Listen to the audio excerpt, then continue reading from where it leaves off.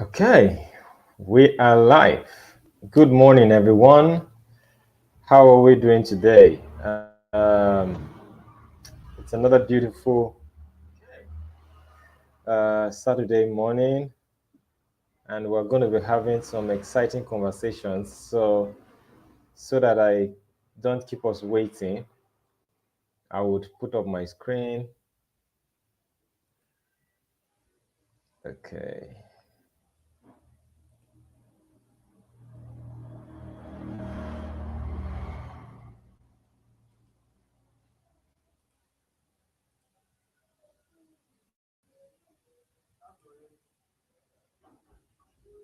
Okay, so if you can see my screen, um,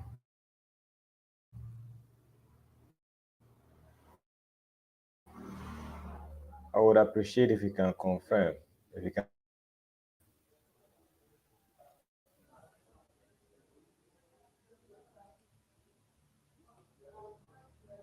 Okay.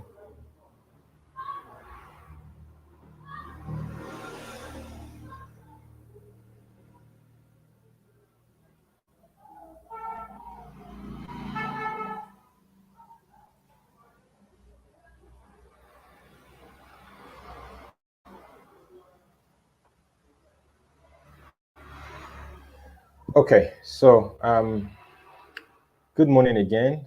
If you can hear me, can you notify in the chat section if you can hear me?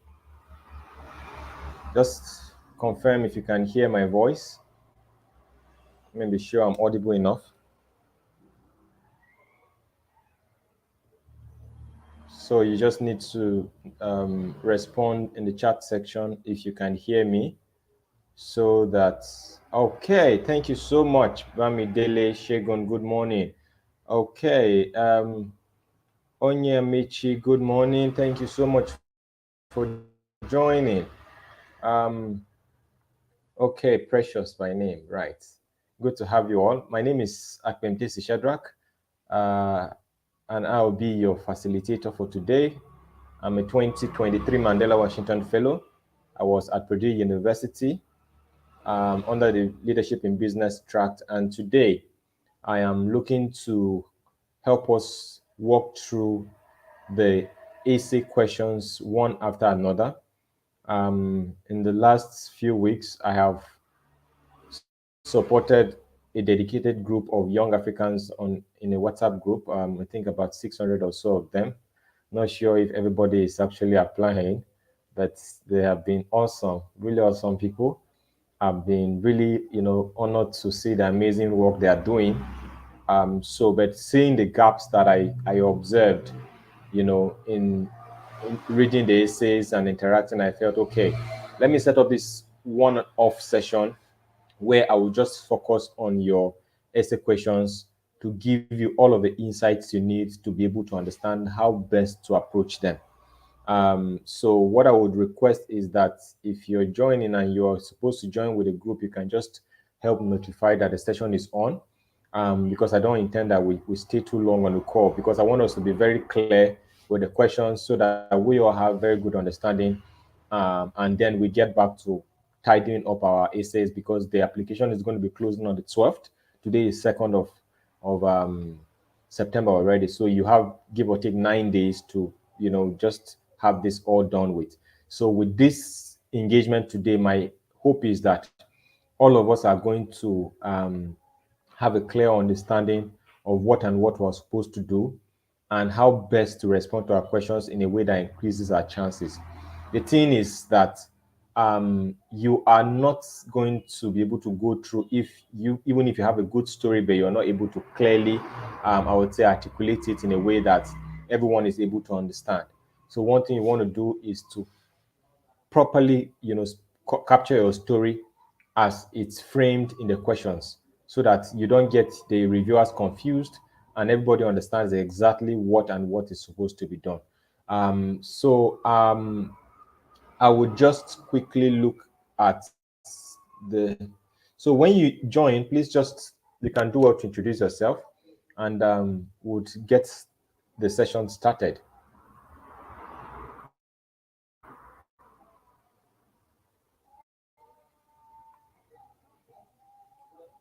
Okay. So as you would know, there are 5 questions available to be answered in the essay section of, the fellowship application. Last year we had 6 questions. This year they have been condensed to 5, but they are pretty much the same. So after I go through the questions, I would use my own templates during my own application to just give us context, not so that you replicate, because my story is unique from yours, but just to give you an overview of how to be able to respond to the questions in a straightforward manner that doesn't leave anybody confused, but everybody is able to understand exactly what you're supposed to do and how you're supposed to approach it. So let us begin. So the first question is the question on, I would say, introduction. Okay, all right. So can you see my screen? Can you still confirm if you can see my screen? If you can see my screen, can you please confirm?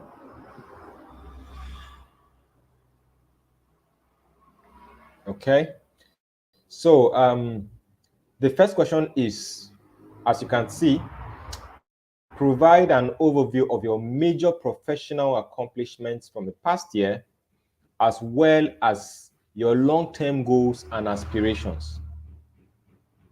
What motivates you to work in the field that you do? So this question has 3 components.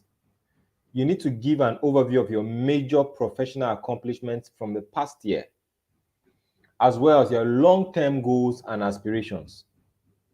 So you're going back to the past, you're coming to the future, and you're talking about the present. So what motivates you to work in the field you do? It's more like what you're currently doing and what gets you out of the bed every day. So how I would want anyone to approach this question is from a perspective first to make the reviewer or whoever is reading your essay have a context of who you are. So while it's good to just jump right into it, it's 250 words, right?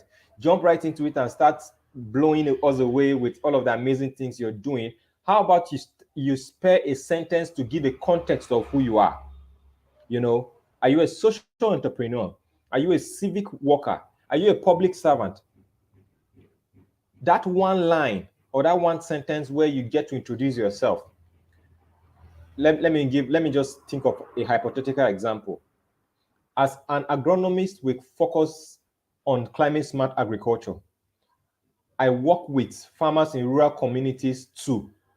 So that opener alone has given me, if I was a reviewer, a context to say that, okay, this person's application I'm reading works in agriculture, and I would say his area of focus is in climate smart agriculture. Then after you have laid that premise, you now go to talk about your overview of major professional accomplishments in the last year. So you could now go on to say, in 2022, I worked with, let's say, 1,000 farmers in my village to set up low cost and modular greenhouses. It's just, like I said, a hypothetical example. So you're trying to give context to something that you did, because first and foremost, you have already established, and we know, the reader now knows that, okay, this person is in agriculture. You go on to talk about that. Let's say you have given that context. Remember, you must talk about, in talking about your professional accomplishments, try to quantify it. How many people did you impact? What was the outcome? So you did the greenhouses, then what happened? Did you improve the yield? Did you improve the income? After you have dropped that line, if you have another scenario you want to add, you could say also, or as a follow-up to this is you trying to still add more impact. Maybe you have 2 major things you did in 2022 that I want to talk about. Then you go on to say what motivates you to work in your field.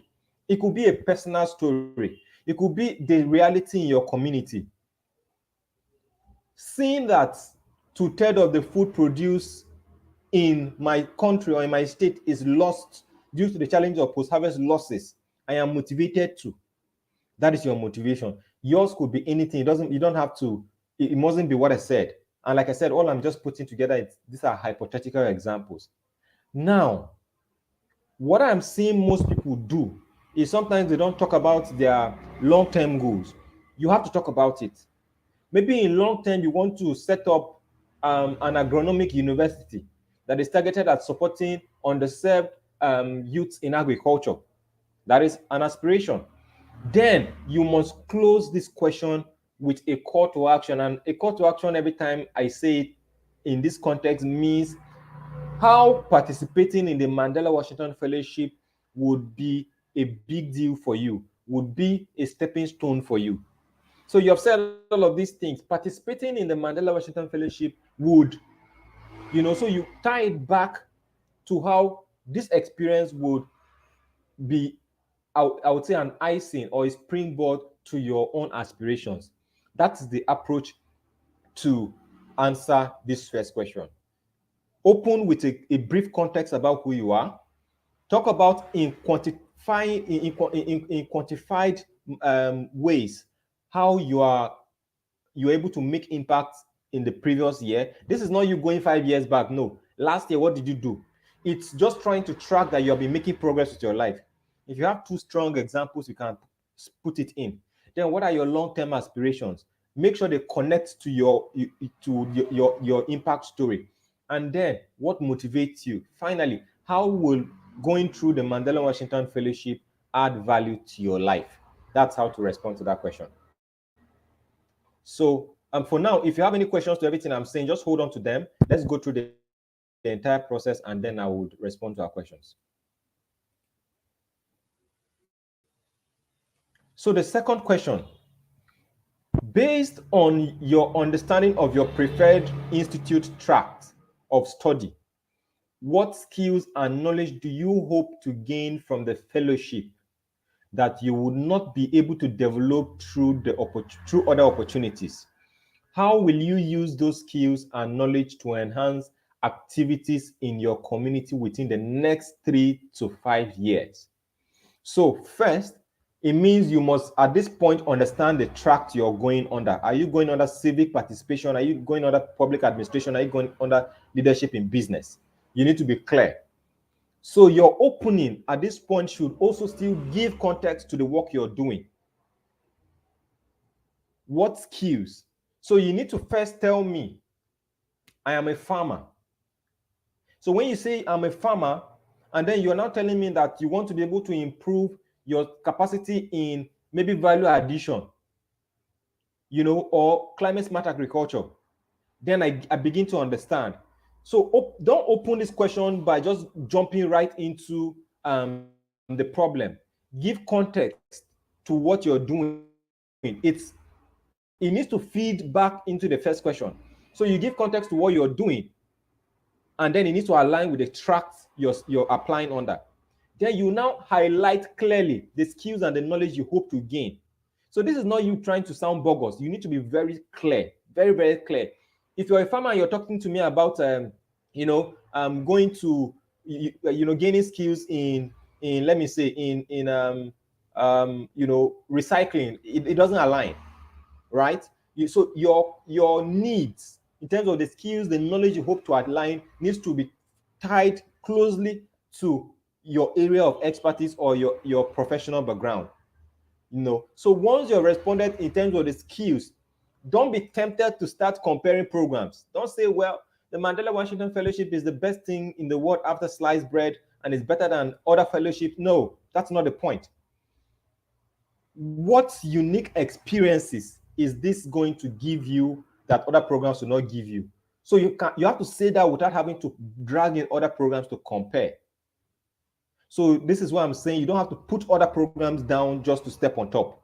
So you can talk about the fact that this fellowship gives you a unique experience to be able to connect with other young Africans across several other countries. I mean, think of the possibility. How many programs do you get to connect to 17 other countries in the same place in your institute, or over 47 or 49 other countries at the summit? There are very few, right? So you don't have to go comparing to make that point.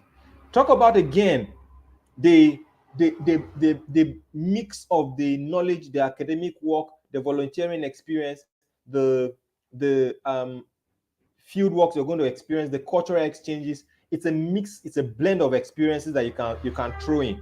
This is something that you're hoping to be able to benefit. These are the skills you're hoping to gain. Then how are you going to use these skills and knowledge to enhance your activities? Now, this is where you now remind them.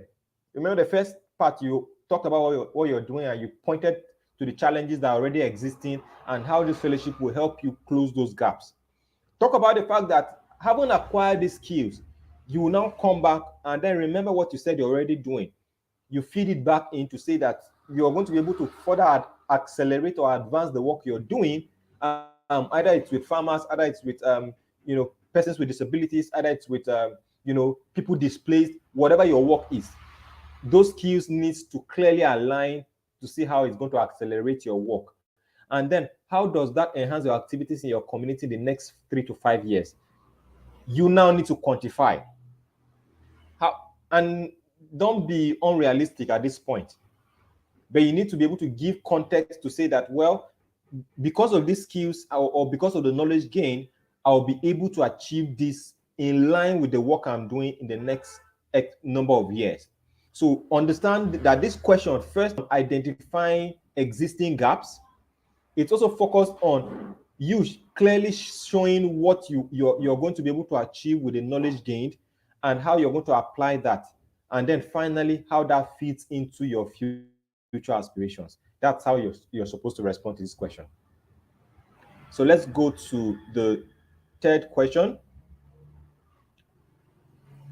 So the third question says, Nelson Mandela said, a fundamental concern for others in our individual and community lives would go a long way to making the world the better place we passionately dreamt of. Public and community service are essential responsibilities of leaders. That's the context of the question. Now, here is the question. What changes or other improvements do you hope to implement in your communities that you engage through your work? How are you working towards these goals now, and what else do you hope to accomplish in the future? This is about service to others. Now, I saw some essays where people just repeated this same quote. Remember, you have just 250 words. So you don't have the luxury of the amount of words to play around with. So instead of repeating what is already captured here, can you go straight to talking about first, the work you're doing again? Every question from number 1 to number 5 are connected. So you don't want to break that thread. What are the changes or improvements that you hope to be able to implement in your communities through the work that you do? So you need to talk about something. You need to remind the reviewer your trajectory, the impact you're making. And then how are you now working towards these goals, right? So the first question has already answered in terms of what you're doing and the aspirations you have in terms of creating impact in your community. And like I always say, you need tangible scenarios. Don't be inspirational in this code. Don't be motivational. Don't try to say a lot without saying anything. And then how are you working towards these goals? And what else do you need to accomplish it? That last component of this question is an opportunity for you to also remind the reviewer how this fellowship would help accelerate your journey. This is not for you to go and repeat the same thing you said in your first question. You can be able to make that blend, and because you have a lot of things to say, just make sure they are related. So this question, first and foremost, is to figure you out in terms of the community impact you're making in either your individual life or your community life, and then how your aspirations align with this and the gaps that you're hoping to close and what you're hoping to accomplish. So you have to definitely close this question to say that participating in the 2024 Mandela Washington Fellowship will do something that connects back to the work that you're doing for your community. Remember, the fellowship's goal principally is to ensure that it's selecting leaders that are making impact in their communities. I'm not saying exaggerate things, Just ensure your story is both qualitative first and quantitative. If you throw numbers around without connecting an end goal in terms of what was the outcome of the work you did, then you're not going to still get value. So to the next question, the Mandela Washington Fellowship values diversity, equity, and inclusion and strives to reach diverse audience through all programming. What do these values mean to you, and how do you exemplify these values in your professional and personal life? Now, this question is about understanding how you interact, whether it's with your team or whether it's with the people you work with. So these are the values here: diversity, equity, and inclusion. And when you look at the context of the US, for instance, it's a highly, highly diverse country.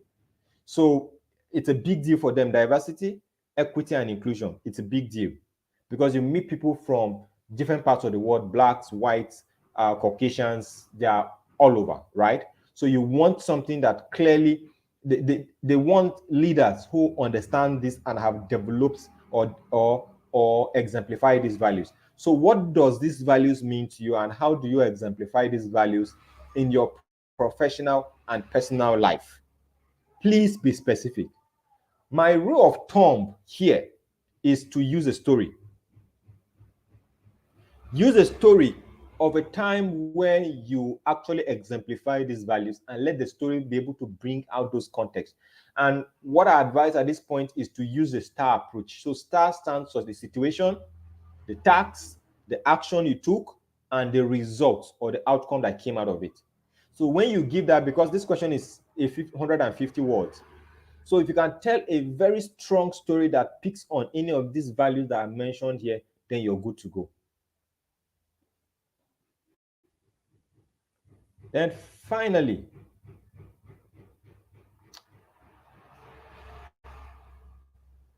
strong leaders demonstrate resilience in the face of challenges. The repercussions of the COVID-19 global health pandemic, economic crisis, and conflict pose significant challenges both globally and locally. How have you demonstrated resilience during challenging times? What lessons have you learned from this experience, and how are you applying these lessons in your current work?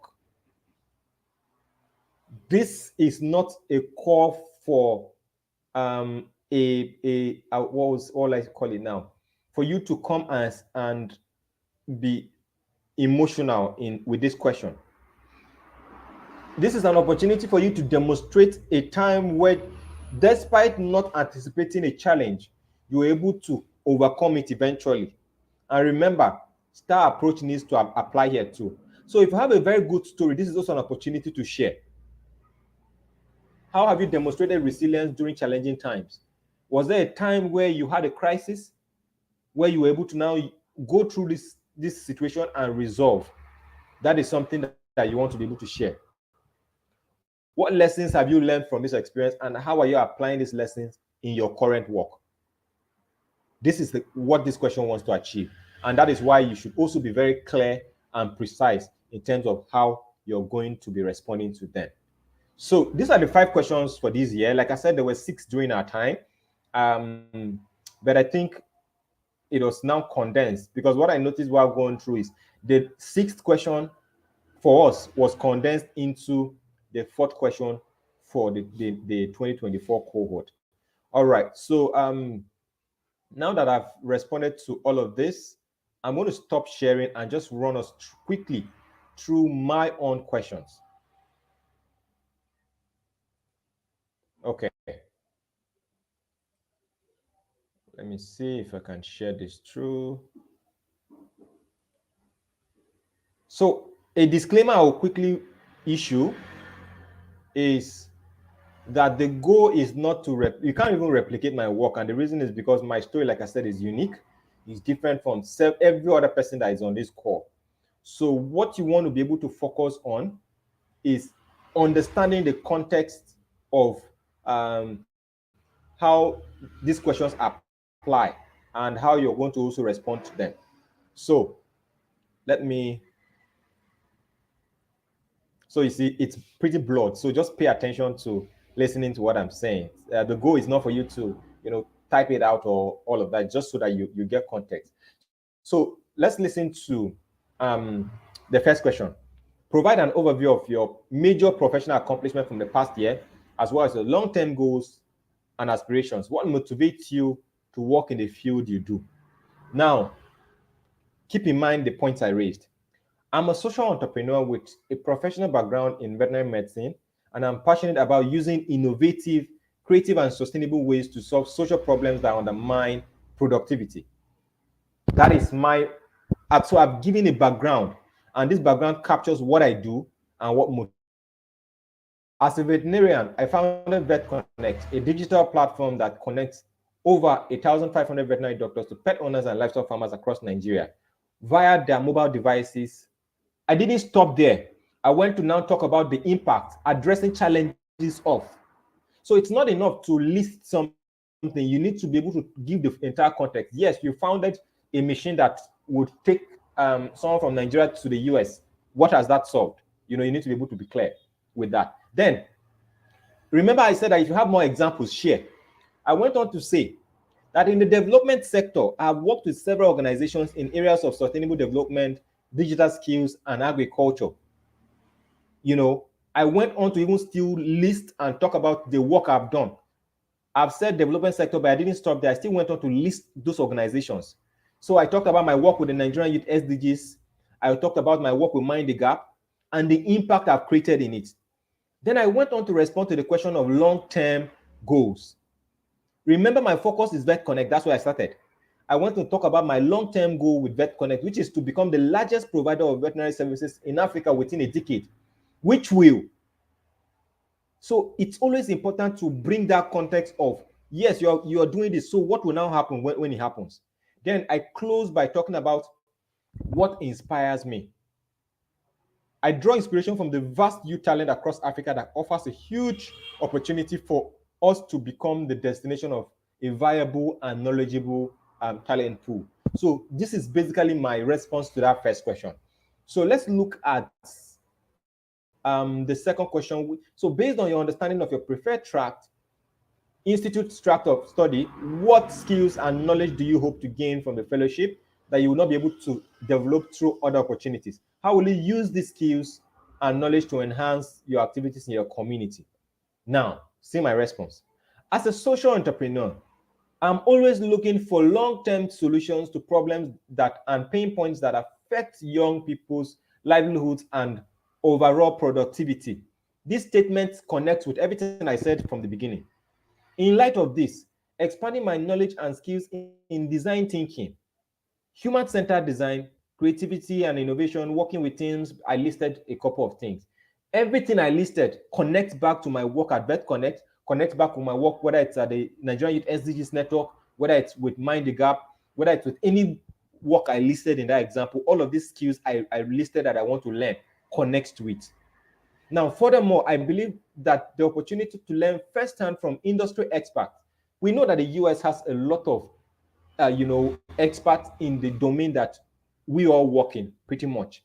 So I also wanted to point out the fact that getting that firsthand exposure would do a big deal to me. Now, look at my next response.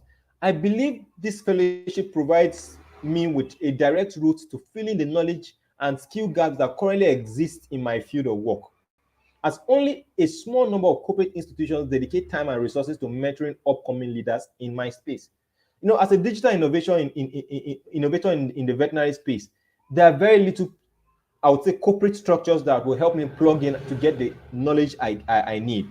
So I'm validating the need why this fellowship is really important to my journey. And then I also talked about, due to Nigeria's unemployment and talent shortages, this chance would allow me to expand my work and have greater impact. Remember what I said about the work I do in the development space. Now, this is my closing. I see this opportunity as a reliable path to achieving my goal of making VetConnect the largest provider. Remember how I talked about being the largest provider from the first question? So every single thing must connect. Now let's go to the short questions. The third question on Nelson Mandela.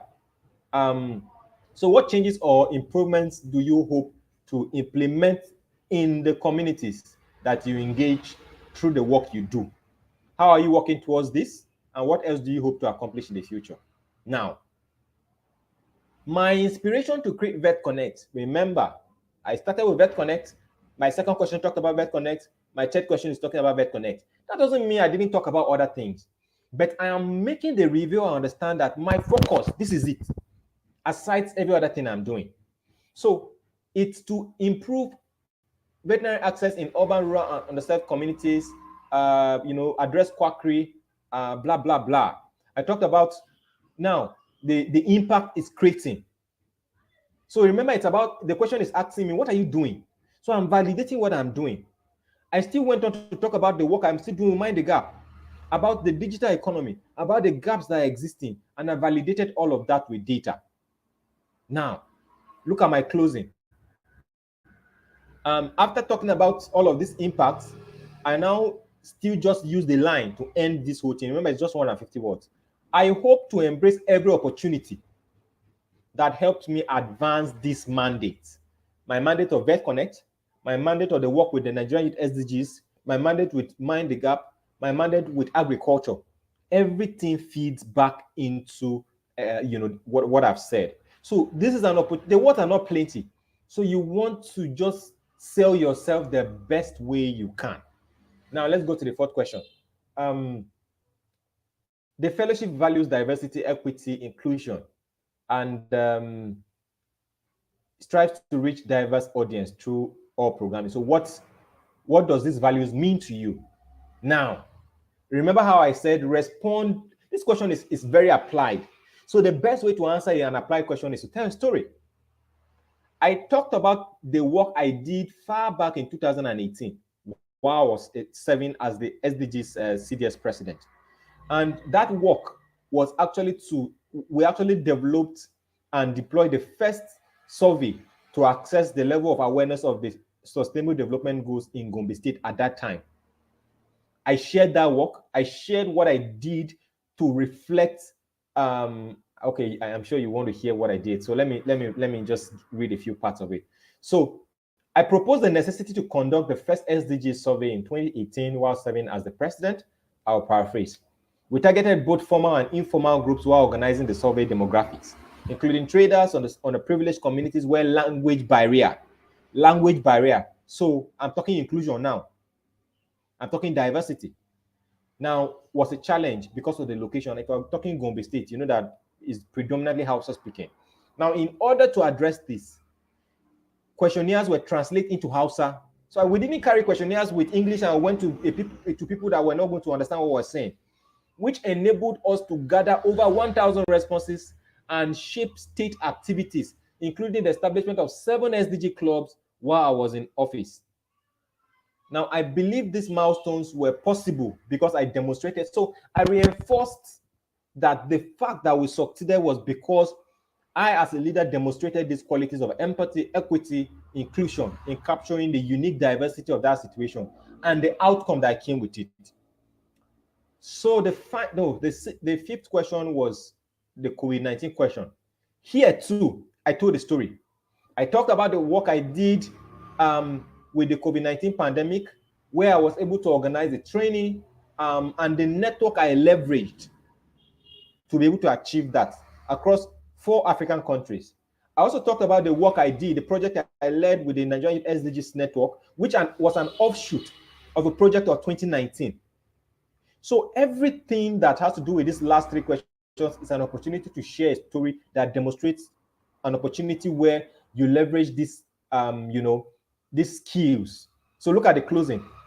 After sharing all of these stories, I went on to say, these experiences have taught me that we have no control over the challenges because it's obvious that will confront us as a people, but we can respond positively and rebuild stronger. That is exactly what both of my examples demonstrated. Then finally, the question on conflict resolution. That question in the current application is merged with the 5th question. I shared a story again of how I resolved conflict between 2 proteges of mine. and I told the story of the outcome that came with that. Now, it's not every time that you have to talk about the thousands of people you impacted. This last question was just about 2 people and why it mattered that this thing is resolved. So this is an idea of how I responded to all of my questions. So I'm going to, stop sharing now, and come back here to respond to see. So did we get more context? Did we get more context to responding to these questions? Now we've gone through the questions themselves on the presentation here. Let me just share my screen again. Okay, window. Okay. All right. So did we make sense of how best? And because I'm sure that now that we have gone through the questions first, and then me now using my own responses to approach how I answered mine, should be able to help everybody fill in these blanks. So was this useful? Let me know in the chat section if this was very useful, if you picked some learnings, and you can also now ask questions if there are any. Like I promised, I want to keep this as short as possible so that we don't muddle things up, and then everyone goes back and is able to reflect clearly on how to respond to questions. So let me know if you have questions for me. Let me know if this was helpful. Let me know if you got more context on how to better polish your essays in a way that makes impact. And let me say this too, there are thousands and thousands of applications that are going to come through, no doubt. You might probably even have the best application, and it might seem like you still didn't go through. But just make sure you have given your best and you didn't leave any stone unturned. There are going to be amazing applications, but at the end of the day, only 700 are going to make it through the gate. So you want to put your best foot forward to ensure that you're one of those people that make it through. So let me know. Use the chat section. Let me know if you found this session very useful. Do I have questions you want to ask so that I can respond to them before we call it a day today? Do I have questions? Are you still following? Can you still hear me?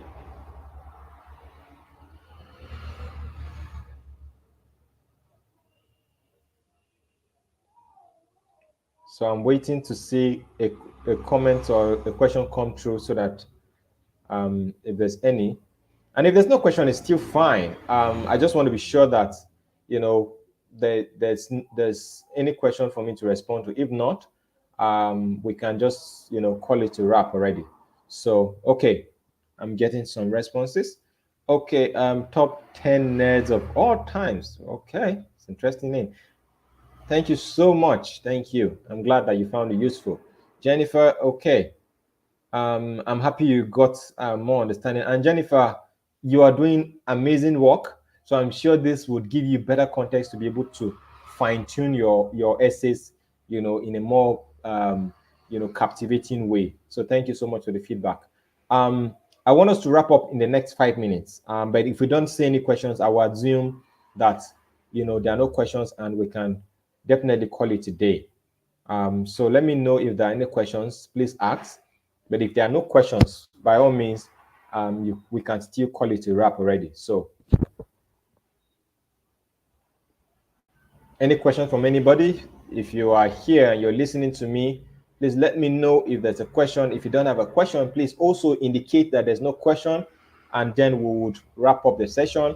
The video is still there. It's going to be on my timeline. You can always watch it back on this channel. And I would like to request that if you're viewing this, please hit the subscribe button. I would really appreciate your subscriptions. It's free, of course. And again, it's going to make more persons, be able to view and also benefit from this. So, okay, thank you so much, Precious, for the feedback. Thank you, Abdul. All right. Okay, Abdul says tips for resume. So, for your resume, it's you just trying to put together your professional journey, because a resume should carry a professional summary. It should have your academic track record. It should have your work experience. It should have your certifications, that are relevant to what you want to show. And then it should also maybe carry your skill set. So those are basically the components of a resume, and there are plenty templates online that you can be able to, access. But you want to make sure it's well tailored to be able to add value and also be a plus to your Mandela Washington application that you're putting out there. Okay. Okay, so please drop your WhatsApp number. So I'm streaming from StreamYard, so I will just probably put up a slide and let me see. I'll just add this here so you can be able to. Okay, so you can find me here, 317. This is my email address. So I think this should help. So that's my phone number. It's my WhatsApp number, and then that's my email. So,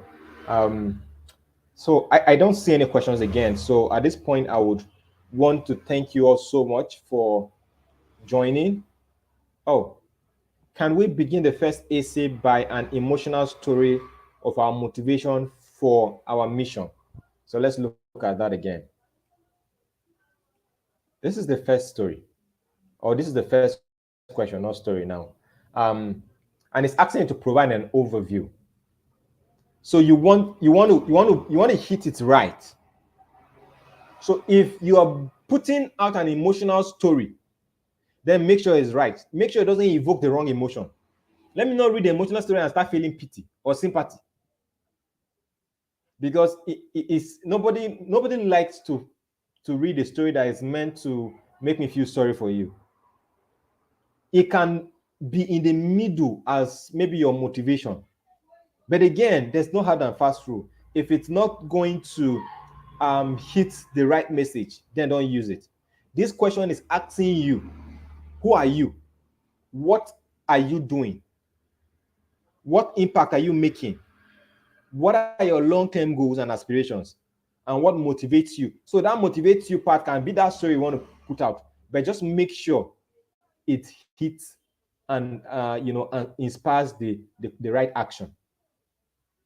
You don't want to talk about the fact that well, I don't want to bias anybody, but just make sure it doesn't evoke the wrong emotion.